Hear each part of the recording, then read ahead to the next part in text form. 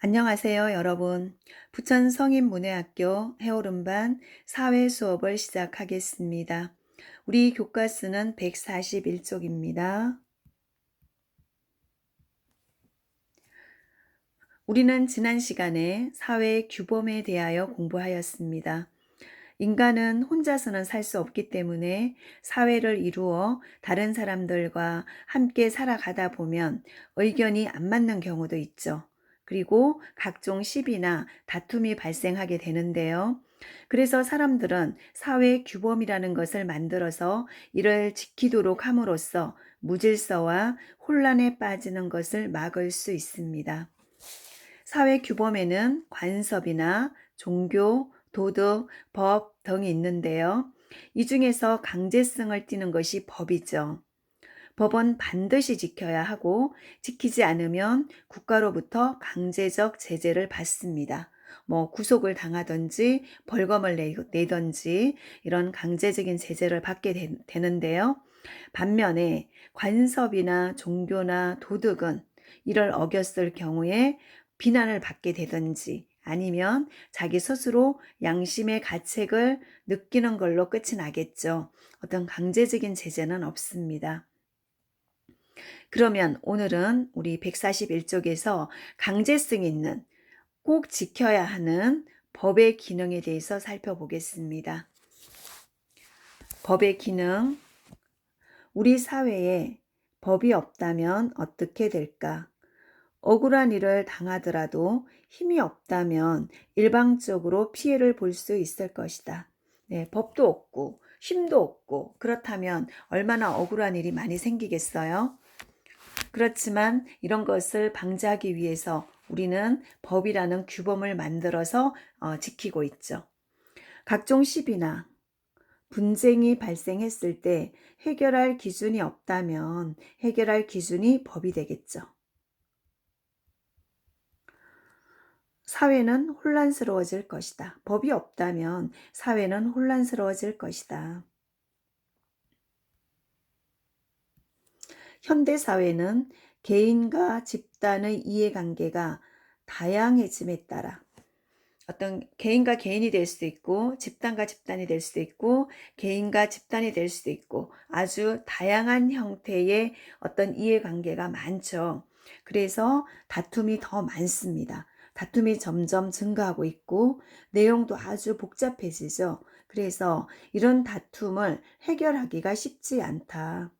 다툼을 평화적으로 해결하기 어려운 경우 법원, 다툼을 해결하는 최후의 방법이 될 수 있다. 최후의 방법이 법이죠. 다음, 법이 실현하고자 하는 궁극적인 목적은, 법의 궁극적인 목적은 정의 실현입니다. 정의를 실현하는 것이다. 이때 정의라는 것은 바른 것, 올바른 것.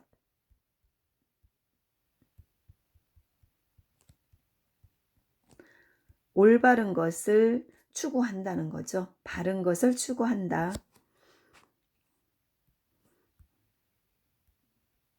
다음, 어떤 사람이 잘못된 행동을 하거나 질서를 어지럽히면 강제로 벌을 줄 수 있다. 법은 억울한 사람이 없도록 모든 사람의 권리를 보호해 준다. 법이 있어서 선량한 사람들이 피해받지 않고 살아갈 수 있는 거죠. 법은 국민들을 보호하고 사회의 질서를 유지하기 위해 함께 지켜야 할 사회적인 약속이다. 우리 모두가 지키자라고 한 약속이죠. 이를 지키지 않았을 때는 강제적으로 국가에서 제재를 한다. 강제성을 띠는 것이 법이다. 이런 내용입니다. 그러면 우리 문제를 통해서 규범에 대해서 조금 더 정리를 해보겠습니다. 142쪽 생각 다지기죠. 1번 다음에서 설명하는 사회 규범이 무엇인지 써봅시다. 사회 규범 중에서 무엇에 해당할까요? 사회 규범에는 관습도 있고 도덕도 있고 그 다음에 법이 있었고 종교가 있었죠. 이 중에서 다음에서 설명하는 것은 어디에 해당하는 사회 규범일까요? 국가 권력에 의해 제정되어서 만들어졌다는 거죠. 강제력을 가진 규범이다. 강제력을 가진 사회 규범은 한 가지가 있었죠. 이를 어길 경우에는 국가에 의한 제재를 받는다.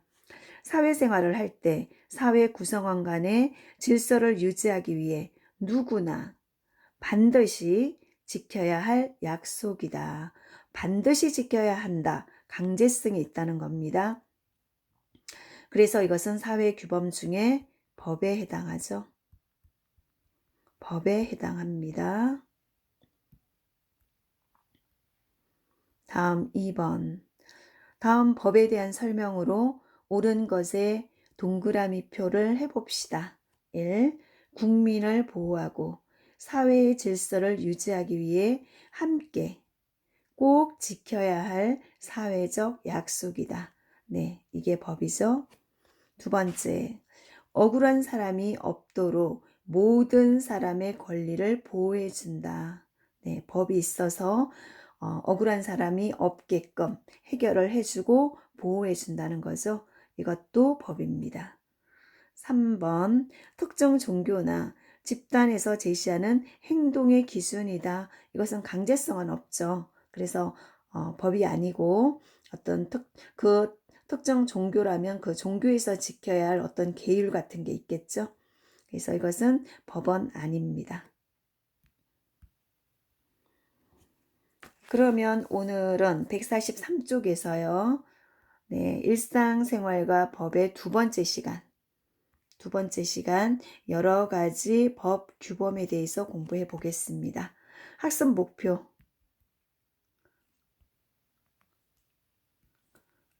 한번 읽어보겠습니다. 1. 법 규범의 종류. 법 규범에는 어떤 종류가 있는가? 그리고 각 특징에 대해서 설명할 수 있다. 2. 법이 실생활에 적용되는 것을 알 수 있다. 우리 실생활에 적용이 되죠, 법은. 이를 어길 경우 구속이 되거나 벌금을 내거나 이렇게 실제 생활에 적용이 됩니다. 밑에 재판하는 모습이 보이죠? 네, 우리나라에는 어떤 법 규범들이 있을까요? 어떤 법이 있는지 살펴보겠습니다. 네, 여러 가지 법 규범. 우리의 일상생활 속에는 여러 가지 법 규범이 있다. 법 규범은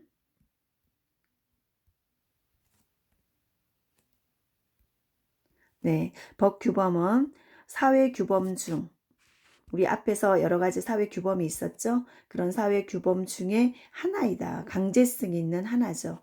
국가 권력에 의해서 강제력이 뒷받침되는 규범으로 국가 최고의 법인 헌법이 있고 우리나라 최고의 법인 헌법이 있어요. 법 규범에는. 두 번째, 국회에서 제정되는 법률이 있습니다. 이거는 어떤 구체적인 내용이 들어가 있죠. 종류별로 나누어서. 다음, 행정기관에서 하는 명령이 있습니다. 세 번째, 명령. 대통령이 명령을 내리면 대통령령, 국무총리가 명령을 내리면 국무총리령, 총리령 이렇게 해서 명령이 있고 그 다음에 우리 부천시와 같이 이런 자치법규인 조례, 우리 부천시의 법 규정은 조례입니다. 조례. 그리고 그 이외에 각 집단이나 그런 곳에서는 규칙을 정해놓죠. 네, 규칙. 이렇게 해서 네 가지. 다시 보겠습니다. 사회 규범 중 법 규범에는 네 가지로 나눌 수 있는데요. 우리나라 최고의 법인 헌법이 있고 두 번째는 구체적인 내용이 담긴 법률이 있습니다. 세 번째는 대통령이나 국무총리, 행정기관에서 정하는 명령이 있습니다. 대통령이 명령을 내리면 대통령령이라고 하고 국무총리가 명령을 내리면 총리령이라고 하고 이 외에도 행정기관에서 명령을 내리겠죠. 우리 이번에 코로나로 인해서 행정명령 많이 내렸습니다. 방역 수칙 같은 거 이렇게 지켜야 한다. QR코드 찍어야 한다. 그 다음에 자기가 간 곳에서 전화 기록도 남겨야 되죠. 뭐 체온을 재야 한다. 그리고 이제 그 코로나 걸리지 않게 하기 위해서 여러 가지 규칙이 있었죠. 네, 그런 것을 꼭 지키라고 하는 그런 명령이 있었습니다. 그 다음에 예를 들어서 자치법규는 예를 들어 부천시의 법이라고 보면 되겠죠. 부천시에서 지키는 법은 조례라고 합니다. 조례. 그리고 그 이외에도 규칙이라는 것도 있어요. 규칙. 조례와 규칙. 이렇게 해서 크게 4가지로 법 규범을 나눠볼 수 있는데요. 그러면 밑에 한번 보겠습니다.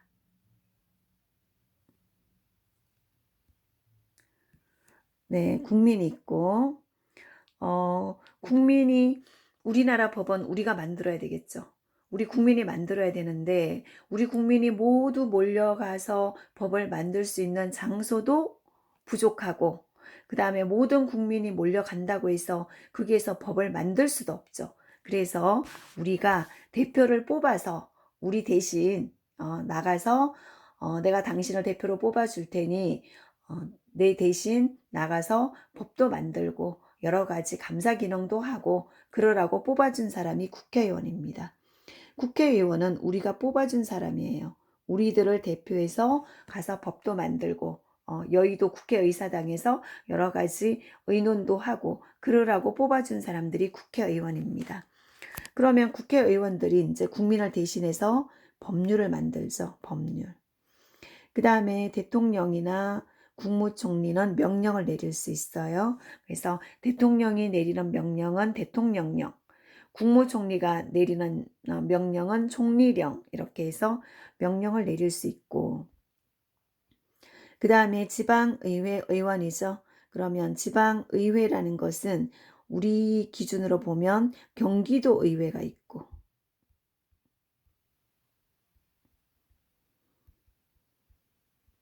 국가 전체의 의회는 국회예요. 국회. 여의도에 가면 국회의사당 있죠. 거기에서 국가 전체에 대해서 하는 것은 국회고 이제 각 지방마다 또 있습니다. 의회가 경기도에서 경기도 의원을 뽑으면 경기도 의회가 되겠고 우리 부천시에서 부천시 의원을 뽑으면 부천시 의회가 되겠죠. 그래서 우리 기준으로 보면 경기도 의회가 있고 부천시 의회가 있습니다. 그래서 지방의회 의원인데요. 우리 부천 시민들이 모두 모여서 법을 만들기는 어렵죠. 이때 부천시의 법은 조례라고 하는데 그래서 우리가 우리의 대표를 뽑아줍니다. 부천시를 대표해서 일을 해달라고 부천시 의원을 뽑죠. 그래서 지방의회 의원이 우리 대신 일을 하라고 보내준 시나 도의원이 되겠죠. 네, 시도의원입니다. 부천시 또는 경기도 의원들이 모여서 지방의회를 구성하고 있죠. 여기에서는 조례를 만들 수 있습니다. 그리고 지방자치단체의 장, 예를 들어서 부천시장, 부천시장이죠. 부천시장님은 무엇을 만들 수 있냐면 규칙을 만들 수 있습니다. 그래서 이렇게 해서 법을 제정하는 주체에 따라서 법의 종류를 나누어 보았어요. 국회의원이 뽑는 것은 법률, 대통령이나 국무총리가 내릴 수 있는 건 명령, 그 다음에 지방의회 의원, 예를 들어서 경기도의회에서는 경기도의 조례를 만들겠죠. 부천시 의회에서는 부천시의 조례를 만듭니다. 그리고 부천시장, 지방자치단체의 장, 서울시장이나 부천시장이나 인천광역시장이나 이런 사람들은 규칙이란 것을 만들 수 있습니다.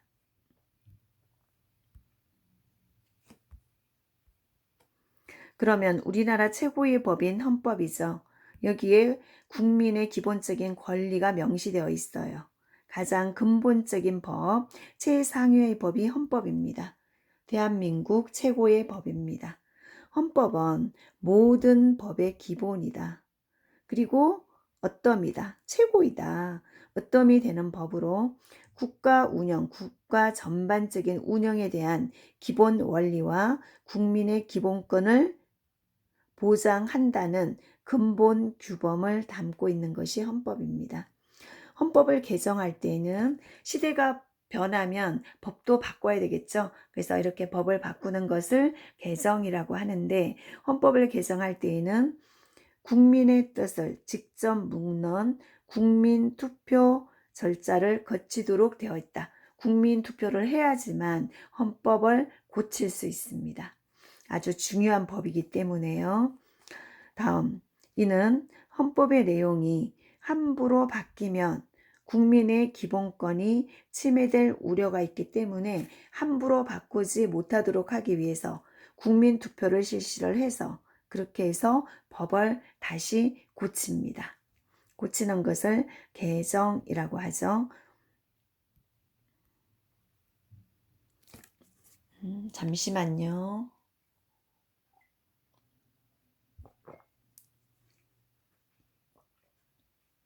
네, 다음은 두 번째 헌법 다음은 이제 구체적인 사항이 명시되어 있는 법률이죠. 법률은 국회에서 만들죠. 국회에서 만듭니다. 우리가 만들어야 하는데 우리가 다 몰려가서 회의를 해서 법을 만들기는 어렵겠죠. 인원수가 너무 많기 때문에. 그래서 우리들의 대표인 국회의원을 우리가 뽑아서 내보냈어요. 우리 대신 가서 일하라고.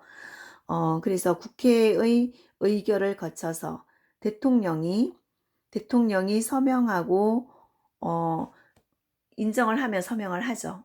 인정한다라는 서명을 하고, 그리고 국민에게 알립니다. 국민에게 알리는 것을 공포한다. 이런 법을 국민에게 알립니다. 이것은 이 법을 공포합니다. 이런 뜻이에요. 그래서 대통령이 서명해서 공포를 함으로써 성립하는 법 규범이 법률입니다. 법 규범의 체계에서 법률은 헌법의 아래에 있죠. 헌법이 최고의 법이니 헌법 아래에 법률이 있습니다. 헌법 아래에 있으며 그 밑에는 명령, 조례, 규칙이 있는데 명령이나 조례, 규칙보다는 더 위에 있는 거죠. 따라서 법률은 상위법 우선의 원칙에 따라서, 그러면 법률의 위에 있는 것은 헌법밖에 없죠. 그래서 헌법이 더 우선이다. 예. 상위법 우선의 원칙에 따라 헌법에 위반되는 내용을 담을 수 없다. 다음, 법과 실생활. 음식점에 가면 신발 분실 시 책임지지 않습니다. 라는 문구를 볼 수 있어요. 정말 신발을 분실했을 때 가게 주인은 책임지지 않아도 되는 것일까? 답은 그렇지 않다입니다. 음식점에 신발을 맡기는 것은 소비자와 상인 간의 거래 관계이기 때문에 밥 먹고 나오는 동안 내 신발을 지켜줘야 하는 어떤 거래 관계이기 때문에 상법이 적용되는데요. 상법 152조에 따르면 손해배상의 책임은 음식점 주인에게 있다. 신발을 잊어버리면 주인이 해주게 돼 있어요. 법에서는요. 그런데 책임지지 않겠다고 써붙여놨죠. 써붙여놔도 소용없습니다. 음식점 주인이 책임을 져야 하는 부분이라는 거죠. 그래서 우리 상법이 나왔었는데 상법 내용을 한번 살펴보겠습니다. 상법 제152조 제1항. 공중 접객업자는, 그러니까 음식점을 하는 식당 사장님은 이 말이죠. 고객이 자기 또는 그 사용인에게 물건을 임치했을 경우, 여기서 임치라는 것은 맡겨뒀을 경우 이 말이에요. 그 물건이 멸실, 없어지거나 훼손, 좀 많이 상했다는 거죠. 상해지거나 훼손되면 물건의 보관에 관하여 주의를 게을리하지 않았음을 스스로 증명하지 못하는 한 그로 인하여 발생한 손해를 손님에게 배상해야 한다. 주인이 책임을 져야 된다는 거죠. 그 다음에 상법 제152조 제3항입니다. 고객의 휴대물에 대하여 책임이 없음을 알린 경우에도 내가 신발 분실 시에도 책임지지 않습니다. 이렇게 알렸다 하더라도 알린 경우에도 공중 접객업자는 그러니까 식당 사장님이죠. 사장님은 제1항과 제2항의 책임을 면하지 못한다. 면할 수 없다. 그러니까 책임져야 한다. 아무리 못 진다고 했지만 소용없다. 책임져야 한다. 이 말입니다.